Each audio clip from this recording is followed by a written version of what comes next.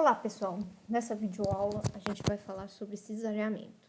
Eu já dei um pouco dessa introdução quando eu falei de tensões, mas vamos só aprofundar um pouco mais a respeito desse assunto. Bom, força cortante. Força cortante a gente tem visto muito a respeito dela, principalmente quando a gente trata de vigas, né? A gente está cansado de fazer diagramas de solicitante de força cortante, né? Então a gente já viu muito a respeito dessa força cortante. Mas como que funciona esse mecanismo? Bom, vamos considerar dois blocos aqui sendo um apoio de uma chapa, tá? Vou colocar essa chapa apoiada sobre esses dois apoios. Então, no sentido vertical, nesses pontos aqui, tá, de apoio, a minha chapa ela não pode se mover verticalmente. Eu vou e aplico uma carga central bem no meio dessa chapa. Ao aplicar essa carga, a tendência, né, dessa força nessa área aqui é cortar essa região bem aqui no ponto AB e CD, né, que é justamente o ponto que intercepta os apoios. Por quê? Porque o apoio vai restringir esse movimento vertical. Então, o que acontece?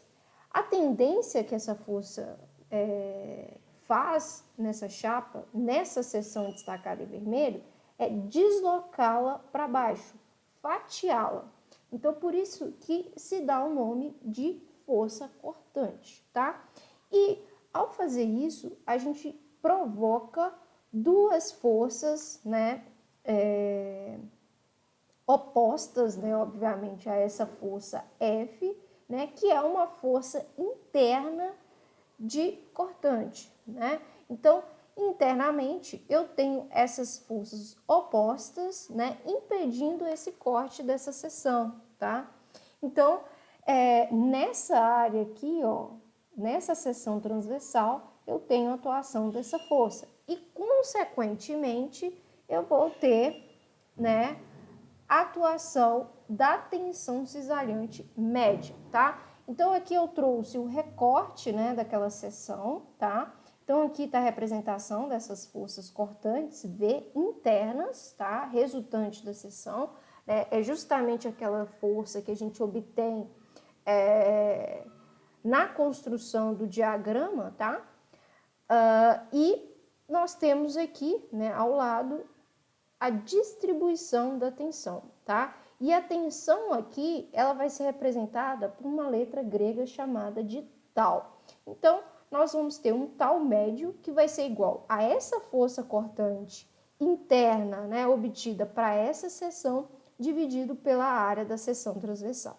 Então, se eu quero obter a tensão média em uma tensão cisalhante média em uma seção de uma viga, basta eu simplesmente identificar a seção de desejo, tá? Obter o diagrama de esforço cortante, pegar aquele valor de cortante, né, para aquela seção e dividir pela respectiva área da seção transversal. E assim eu tenho essa tensão.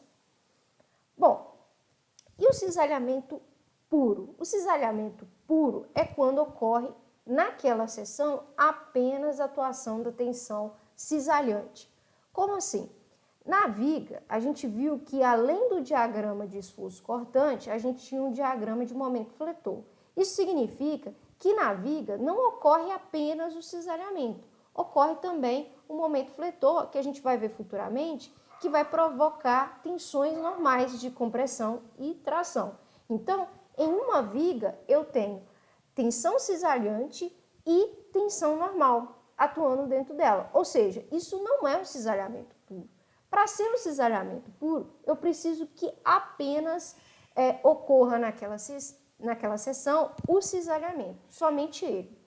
Então, para a gente ter uma noção do que seria isso, eu trouxe um desenho esquemático onde eu tenho duas chapas, tá? Eu tô vendo aqui, só tá mostrando a representação da seção em corte, tá? E eu quero ligar essas duas chapas uma na outra. Como que eu posso fazer isso? Por intermédio de um parafuso. Então, eu coloquei um parafuso. Se eu analisar né, a região onde esse parafuso faz a ligação dessas duas chapas, que é justamente essa região que apareceu aqui, tá? Onde eu tenho esse limite transejado, é uma região, tá? Que vai fazer a ligação dessas duas chapas, ligando ela uma na outra. O que ocorre é que essas duas chapas podem ser solicitadas por uma força, sei lá, de compressão, né? De tração, no caso aqui, né? Uma força puxando aqui, essa chapa superior, uma outra força puxando essa chapa inferior. Vamos dizer que essa força, né, que está atuando nas duas chapas, sejam iguais, F, F, tá? Então, quando eu provoco essas forças de mesma intensidade nas duas chapas, eu provoco uma tendência de corte. E é uma tendência de corte no parafuso, ou seja, nessa região aqui onde tinha a peça ligante, né, ela tem uma tendência de cisalhar, de se cortar. E, ou seja, só tem essa solicitação nessa região. Por isso a gente fala que é um cisalhamento puro. Então, aqui a gente consegue observar, né, o que esse cisalhamento pode provocar em um parafuso. Isso ocorre muito em estruturas metálicas, que eu vou mostrar para vocês, porque a estrutura metálica, ela envolve muitas ligações de chapas com parafusos, tá? E a nossa principal preocupação é esse cisalhamento puro que pode ocorrer na região do parafuso. E se isso ocorre com muita intensidade e esse parafuso não resiste, ele pode vir a romper, né? Então aqui a gente vê o corte literal desse parafuso. Mas uma observação, aqui o corte ocorreu na região de rosca, né? A gente chama essa região onde tem várias voltinhas aqui de rosca, que é a região onde a gente vai encaixar, né, um elemento que vai rotacionar aqui para travar o parafuso na chapa, que seria esse elemento aqui, maiorzinho aqui, tá? Então, que chama também rosca, tá? O interessante é que essa parte lisa do parafuso seja o elemento ligante, ou seja essa parte que fica aqui ligando, né, em contato com as duas chapas. Essa região de rosca, né, que a gente chama, ela não tem muita resistência significativa, né, para um cisalhamento. Por isso que aqui cortou literalmente, separou os dois elementos, tá? Então, a gente tem uma preocupação muito grande com esses elementos devido a essa solicitação de partir, né, esse parafuso literalmente ao meio. E aí, né, se isso ocorrer, o parafuso não vai ter mais nenhuma função, né? A chapa solta, as duas chapas se soltam, né? Então, o que ocorre nessa região é uma tensão cisalhante, que, né, também é dada por uma tensão média, que é igual a essa força F, né, que está atuando na chapa, dividido pela área da seção transversal do parafuso, tá? Essa força, ela se encaminha para essa região central aqui do parafuso, tá? Ela desliza com essa intensidade de força. E aí, gera esse corte, tá? E essa área aí, A, tem que ser a área da seção transversal do parafuso, tá? O que ocorre? A gente tem vários ensaios, como os meninos vai mostrar para vocês, né? Nas próximas aulas, né, no seminário, vai mostrar, né, como que se obtém o cisalhamento puro. Existem vários procedimentos, tá? E o que é interessante é mostrar os materiais que a gente tem uma certa preocupação com isso, tá? Que são ligações de peças mais esbeltas, como a madeira e o aço, tá? A madeira, a gente costuma fazer as ligações entre elementos de madeira com parafusos e pinos, tá? Normalmente essas ligações, né, atualmente, são feitas em peças metálicas, tá? Então, aqui a gente tem justamente um ensaio, tá?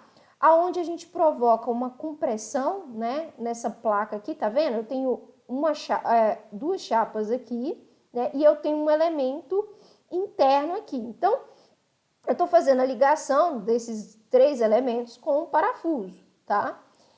E aí, eu comprimo essas peças. Tá vendo que essa peça que está no meio, que está até com uma aqui, está sendo comprimida por esse elemento aqui. Tem uma força aplicada aqui.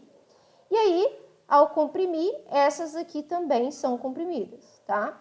Então, acaba acontecendo que essas 2 chapas, elas têm tendência de subir, né? De ir para cima, enquanto essa daqui do meio, né, a uma aqui, tem a tendência de ir para baixo, por causa dessa força de compressão. Então, a gente tem uma região de corte, a gente fala região de corte do parafuso, bem no encontro entre esses 2 elementos e entre esses outros 2 elementos, tá? Então, isso é muito muito considerado. Na engenharia, a gente busca obter esses valores, né, para não ter problemas futuros nos nossos elementos estruturais, tá? Aqui a gente tem um exemplo, né, de estrutura metálica. Isso é uma preocupação muito recorrente, estrutura metálica, onde a gente tem uma chapa que está ligando outras 2 chapas, né? A gente não consegue ver, mas está aqui embaixo 2 chapas aqui. E aqui foi feito justamente um ensaio onde a gente via a região de corte, de ruptura dessa ligação, tá? Então, o que acontece nesse ensaio? A gente traciona essas peças metálicas, tá? Até obter essa ruptura. Então, aqui a gente vê a região de corte, olha, da chapa, né? Além de cortar o parafuso, a gente também tem o corte da chapa. Só que, um detalhe, esse corte que a gente está vendo aqui, tá? Na chapa, ele é um corte provocado pela tração. Isso é interessante, né? Porque a gente observa que essas chapas, elas não estão sendo cisalhadas, tá? Então, olha aqui, essas 2 chapas aqui, elas não estão sendo cisalhadas, elas não têm força cortante sobre ela. Nós temos força normal. E assim, né, a gente tem tensões normais. Então, quando a gente faz esse ensaio aqui, essas chapas, elas se rompem por tensão normal. Então, a gente vê muito dessas ligações em peças metálicas. A gente tem muito delas, tem vários exemplos delas, ligações de viga-viga, ligações pilar-viga, ligações pilar-pilar. Tem várias ligações parafusadas nesses elementos estruturais e essa região é uma região muito importante. Esses parafusos devem resistir a esse tipo de solicitação, que é o cisalhamento puro. Bom, nós temos também o cisalhamento puro ocorrendo na ligação pilar-viga, como mostra aqui nesse esquema de ensaio. Então, percebam que a gente tem vários ensaios de cisalhamento puro aplicados em estruturas, tá? Não necessariamente o grupo que for apresentar cisalhamento precisa apresentar esse ensaio, de forma alguma, tá? Aqui eu estou mostrando porque é algo mais aplicado na área de edificações, tá? Então, aqui nós temos um elemento pilar que está apoiado nesse pórtico amarelo aqui, tá? Então, ele está com as bases fixas, tá? E nós temos uma viga fixada a esse pilar, tá? Então, a gente fixou eles fixaram, né, essa viga metálica através de chapa com uma ligação parafusada. Então, a gente observa, né, aqui é um esqueminha desse ensaio, que aqui tem um macaco hidráulico, tá? E nesse macaco hidráulico, a gente aplica uma certa força, tá vendo aqui que o pistão do macaco tá para cima? É que ele vai provocar uma força dessa forma aqui nessa viga, tá? É uma viga que a gente chama de uma viga em balanço, porque essa extremidade aqui está sem apoio, tá? Então, a gente fala aqui uma viga em balanço. Ao aplicar essa força, a gente observa uma tensão cisalhante bem nesse ponto de ligação das peças, tá? E essa vai ser uma tensão cisalhante média, que vai ser igual à força que foi aplicada justamente nessa extremidade, dividido pela área da seção transversal, tá? Então, aqui também nós temos um cisalhamento puro. Bom, dentro dessa lógica, dessa filosofia de cisalhamento, vem a teoria de Cauchy, tá? Cauchy, ele fala o seguinte: em um ponto, as tensões de cisalhamento são iguais nos planos perpendiculares entre si. Cauchy foi um grande matemático, ele estudou várias formas, se vocês pesquisarem. Antigamente, esses estudiosos, eles estudavam todas as áreas, até porque a gente não tinha teorias físicas, teorias práticas, né, sobre a natureza em si, né? Então, esses grandes homens estudavam todos os tipos de fenômenos, tá? Então, eles eram matemáticos, físicos, químicos, biólogos, eles estudavam de tudo que eles conseguiam observar. Então, ele acabou estudando essa parte, né, das tensões cisalhantes, né, e ele percebeu esse detalhe interessante. Então, o que isso significa? Vamos considerar uma seção transversal, onde eu tenho nessa seção transversal da peça, né, uma largura x e uma altura y, tá? E eu tenho tensões cisalhantes nessa seção transversal. Eu tenho uma tensão cisalhante nesse sentido, tá? Tal 1, e eu tenho tal 2, que está no sentido vertical, né, na direção y.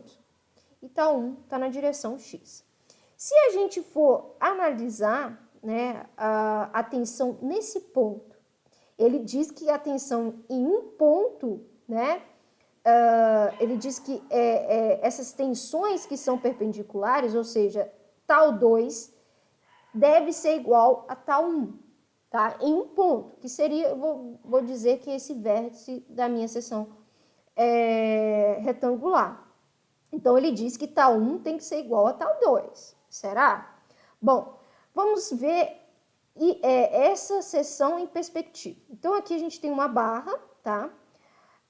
Essa barra tem um comprimento unitário, tá? Vamos dizer 1, tá? E nós temos um ponto O, né, situado nessa região. Então, eu trouxe daqui, né, essas tensões para cá, nesse esquema tridimensional. Então, essa seção transversal, ela está bem aqui nessa região, tá? Isso só para vocês terem uma noção do que a gente está falando. Bom, então, minha seção transversal é essa, tá? Se eu quero saber, né, da força, né, porque eu quero analisar esse ponto O para provar, né, realmente se esse teorema de Cauchy está certo, vamos determinar as forças que provocam essas tensões, né, tal 1 e tal 2, tá? Lembrando que a tensão cisalhante é força sobre área, tá? Então, tal 1 vai ser igual a uma força F1 dividido pela área da seção transversal. Então, F1, né, se a gente quer obter F1, vai ser igual a tal 1 vezes a área da seção transversal. A mesma coisa para tal 2. O que seria a área da seção transversal? Seria a base, que eu chamei de x, e a altura, que eu chamei de y. Então, x vezes y. Então, isso é a área. Então, eu consigo definir F1 e F2 que vão provocar essas tensões. Bom, ok. Mas e esse ponto? Como que eu vou analisar? Como que eu vou conseguir provar isso? Vamos imaginar, né, eu desloquei um pouco esse ponto para a gente ter esse comprimento de 1 metro.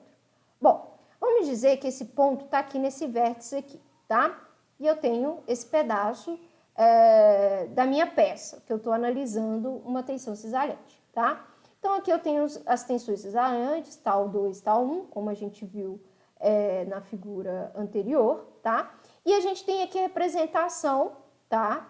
Fictícia, né? Dessas forças que provocam essas tensões cisalhantes, tá? Então, a gente tem F1, tá? Esse F1 tá meio inclinado aqui, mas é como se ele tivesse atuando nessa seção aqui, ó, perpendicular aqui, tá?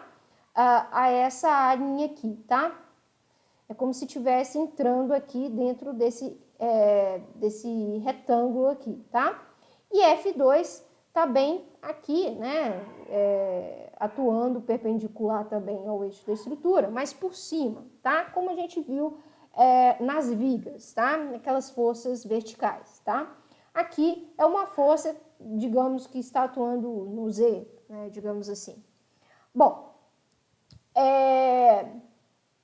então, né, a gente vai analisar, né, vamos realmente provar se esse teorema é certo, analisando o momento no ponto O. Então, o somatório de momento no ponto O, né, considerando o sentido horário positivo, ele deve ser igual a zero, tá? Para eu ter uma peça equilibrada. Então, eu fazendo essa análise, tá? A força F1, se ela está aqui, ela vai provocar, se ela está bem na quina aqui, ela vai provocar um giro no sentido anti-horário negativo, tá? E a distância do ponto de aplicação dessa força até o ponto O é de 1 metro. Então, vai ser F1 vezes 1. A mesma coisa, a mesma análise eu vou fazer para F2, tá? F2 vai estar provocando um giro no sentido anti-horário, então o momento vai ser positivo. Vai ser F2 vezes a distância de 1 metro. Isso tudo vai ser igual a zero. Bom, então substituindo o valor de F1 e F2, né, que a gente obteve anteriormente, tá? Então vamos jogar esses valores aqui dentro dessa equação. Então eu vou chegar nisso aqui, né? Então eu vou ter tal 1 vezes x vezes y vezes 1, que é a distância, mais tal 2 vezes x vezes y vezes 1. Bom, eu vou perceber, né, que eu vou passar, né, um termo para o outro lado da igualdade, tá? Então, nós vamos chegar nessa equação aqui, né, onde se eu passar o tal para o outro lado, o tal 1 para o outro lado, né, essa parcela com tal 1 negativo, vai ficar positivo, tá? Só ordenei aqui para melhor visualização. Bom, nós vamos perceber que x, y e 1 vão se cortar, vão se anular. Então, tal 1 e tal 2 vão ser iguais. Opa, então o teorema de Cauchy está coerente. Então, vamos voltar aqui no teorema. Em um ponto, as tensões de cisalhamento são iguais nos planos perpendiculares entre si, tá? Lembrando que planos perpendiculares são planos em que formam um ângulo de 90 graus. E realmente, né, esse tal 2, né, em relação a esse tal 1 que está perpendicular, eles são iguais, né? Então, provada a teoria de Cauchy, tá? Essa teoria é muito importante, né, que vai mostrar justamente, né, essa relação dessas tensões perpendiculares entre si, entre planos perpendiculares, tá? Vão ser muito importantes. Bom, então agora vamos analisar a situação dessa tensão cisalhante na lei de Hooke, tá? Então a gente vai pegar uma peça e vai provocar cisalhamento nessa peça, tá? Um cisalhamento puro. E nós vamos obter a tensão cisalhante e a deformação devido a essa tensão cisalhante. Então, a gente vai gerar um gráfico de tensão por deformação, como a gente viu na tensão normal. Bom, então a gente vai gerar uma curva aí, né?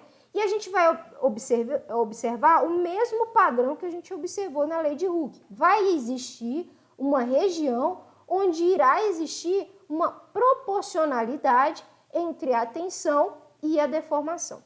Então, nesse caso específico, eu vou ter uma tensão tal que vai estar relacionada, diretamente relacionada, com uma deformação que a gente vai chamar de gama, tá? Essa letra grega aqui chama gama. Então, desculpa, toda vez que eu tiver uma deformação cisalhante, eu tenho uma deformação gama. E aí, né, para essa relação, né, essa relação entre esses dois valores, eu tenho um alfa, né, uma tangente de alfa, tá?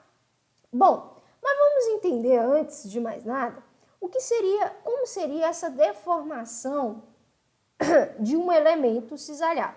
Então aqui nós temos uma seção transversal de um elemento onde eu provoco um cisalhamento puro. E aí eu observo um padrão de cisalhamento, tá? E esse cisalhamento, eles estão sendo provocados no plano, tá? Desses planos aqui, ok? Então, nós temos essas tensões aqui perpendiculares iguais, como eu mostrei no teorema de Cauchy, tá? E aí, ao provocar essa tensão cisalhante nessa seção transversal dessa peça, eu observo uma deformada que leva essa seção para essa configuração pontilhada. Então, há uma movimentação desse ponto do vértice da minha seção transversal. Então, eu acabo gerando um ângulo, uma distorção da minha seção, né? Eu distorço a minha seção devido ao cisalhamento. Então, o cisalhamento vai provocar uma distorção, que é um ângulo que a gente chama de ângulo alfa, tá? Que é esse ângulo provocado entre as duas faces dessa figura, né? Da seção transversal. Então, é isso que essa tensão vai tender a provocar. Lembrando que a tensão normal, ela provoca um alongamento, uma variação de comprimento. Aqui no cisalhamento, a gente vai ter uma variação, uma distorção na seção transversal, tá? Então, a gente vai ter um ângulo que a gente chama de ângulo gama. Pois bem, então a gente tem uma distorção, tá? Então, como que a gente vai relacionar a tensão com essa distorção? Então, olhando esse gráfico, a gente observa um ângulo alfa, tá? Então, a tangente de alfa é igual à relação entre a tensão tal e a distorção gama. Isso significa que o tal, ele é igual à a tangente de alfa vezes essa distorção. Ok, muito bonito isso aí. Lá na lei de Hooke, né, para tensão normal, a gente chamou essa tangente de módulo de elasticidade. E aqui, o que a gente vai chamar? A gente vai chamar de G. O que seria esse G? Esse G é o módulo de elasticidade transversal ou o módulo de elasticidade cisalhante. Então, eu tenho esse módulo G específico para o cisalhamento. Então, quando eu quero analisar essas distorções, né, em material provocado por um cisalhamento, eu preciso identificar esse módulo de elasticidade transversal. Todo material tem. Concreto, aço, madeira, todos vão ter esse módulo de elasticidade transversal. Todo material e a gente consegue obter esse módulo da mesma forma que a lei de Hooke. A gente faz um ensaio, só que esse ensaio é um ensaio específico para cisalhamento. E obtém esse valor de G através daquele gráfico, tá? Bom, e como que a gente tem a relação entre esse módulo de elasticidade transversal e o módulo de elasticidade da tensão normal? Então, ou seja, qual que é a relação entre o G e o E? Bom, a gente tem essa relação. G vai ser igual a E dividido por 2 vezes 1 mais Ni, tá? Essa letra grega aqui se chama Ni, que é o coeficiente de Poisson. Bom, eu já falei um pouquinho do coeficiente de Poisson, mas foi aulas bem atrasadas, eu vou voltar a repetir o que é. Então, essa relação entre esses dois módulos, ele vai se dar através desse coeficiente. E como que a gente faz essa relação? Na verdade, o que é esse coeficiente de Poisson? Esse coeficiente de Poisson, ele é uma relação entre a deformada transversal da minha peça sobre a deformada longitudinal da minha peça. O que isso quer dizer?